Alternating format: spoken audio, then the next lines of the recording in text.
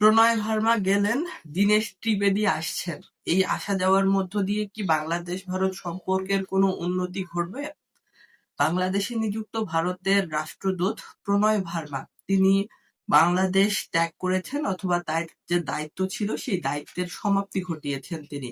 গণপ্রজাতন্ত্রী বাংলাদেশ সরকারের মাননীয় প্রধানমন্ত্রী তারেক রহমানের সঙ্গে তিনি বিদায়ী সাক্ষাৎ করেছেন, সৌজন্য সাক্ষাৎ ছিল। এবং তার বাংলাদেশে যে ভারতের রাষ্ট্রদূত হিসেবে যে দায়িত্ব, সেই দায়িত্বের তিনি ইতি টেনেছেন। ইতোমধ্যেই বাংলাদেশে নতুন রাষ্ট্রদূত নিয়োগ দিয়েছে ভারত। নতুন রাষ্ট্রদূত হিসেবে দীনেশ ত্রিবেদীকে তারা মনোনীত করেছে। দীনেশ ত্রিবেদী একজন রাজনীতিবিদ, একজন politician. He is not a diplomatic. তিনি কোনো কূটনীতিবিদ নন, কোনো কূটনীতিক নন। তিনি একজন নেতা, তিনি রাজনীতি করেন, দীর্ঘদিন এমপি ছিলেন। তিনি ভারতের কেন্দ্রীয় মন্ত্রিসভায় মন্ত্রী হিসেবে দায়িত্ব পালন করেছেন। এইরকম একজন পলিটিশিয়ানকে ভারত চাইছে বাংলাদেশে তাদের রাষ্ট্রদূত হিসেবে নিয়োগ দেওয়ার জন্য, নিযুক্ত করার জন্য। এবং এই নিয়োগটা ইতোমধ্যে চূড়ান্ত হয়েছে, অলরেডি এটা কনফার্ম হয়েছে। এই যে রাষ্ট্রদূতের পরিবর্তন, 5 আগস্টের বাংলাদেশের রাজনৈতিক পট পরিবর্তনের পরে বাংলাদেশে নিযুক্ত ভারতের রাষ্ট্রদূতদের যে পরিবর্তন ঘটছে, এই পরিবর্তন কি বাংলাদেশ ভারতের যে সম্পর্ক, সেই সম্পর্ক তো বর্তমানে তলানিতে এসে ঠেকেছে। এটি শীতল অবস্থায় আছে। এই অবস্থার উন্নতি ঘটাতে কোনো ইতিবাচক ভূমিকা রাখবে? ভারত বাংলাদেশ সম্পর্ক কি আবারও উষ্ণ হয়ে উঠবে? একটি স্বাভাবিক সম্পর্ক হবে? অথবা দ্বিপাক্ষিক যে বিষয়গুলো রয়েছে অমীমাংসিত, সেই বিষয়গুলোর কি সুরাহা হবে? যেটি ভারতে গঙ্গা, সেটি বাংলাদেশে পদ্মা। পদ্মা নদীর পানি বন্টন চুক্তি বা গঙ্গা নদীর পানি বন্টন চুক্তির মেয়াদ 30 বছর ছিল। সেই চুক্তিটি নবায়ন করার ব্যাপার আছে। সেটি কি হবে?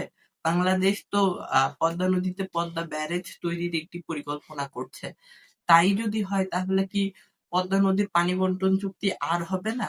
এছাড়াও চীনের যে চীন তিস্তা মহাপরিকল্পনা বাস্তবায়ন করার ক্ষেত্রে তারা ইচ্ছা প্রকাশ করেছে।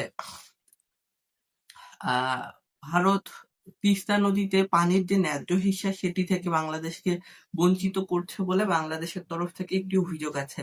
এই ন্যায্য হিস্সার যে অভিযোগ, সেই অভিযোগের সুরাহা কি হবে? দুই পক্ষ কি আলাপ আলোচনার মধ্য দিয়ে একটি সমঝোতায় আসতে পারবে?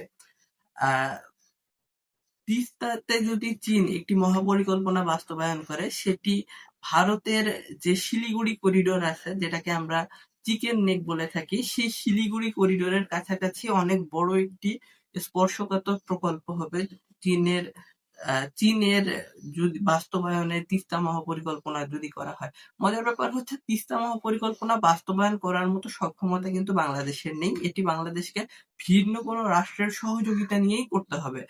তো সেটি যদি চীন করে দেয়, তাহলে সেটি ভারতের জন্য নিরাপত্তা হুমকি হিসেবে ভারত বিবেচনা করে বলে ভারতের পক্ষ থেকে জানানো হয়েছে।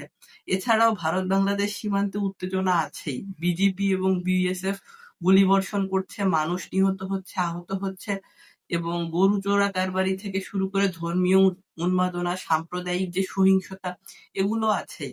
কাজেই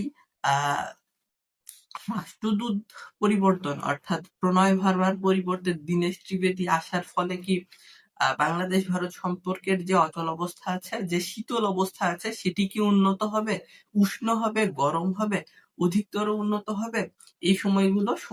এই সকল প্রশ্নের উত্তর সময়ই বলে দেবে।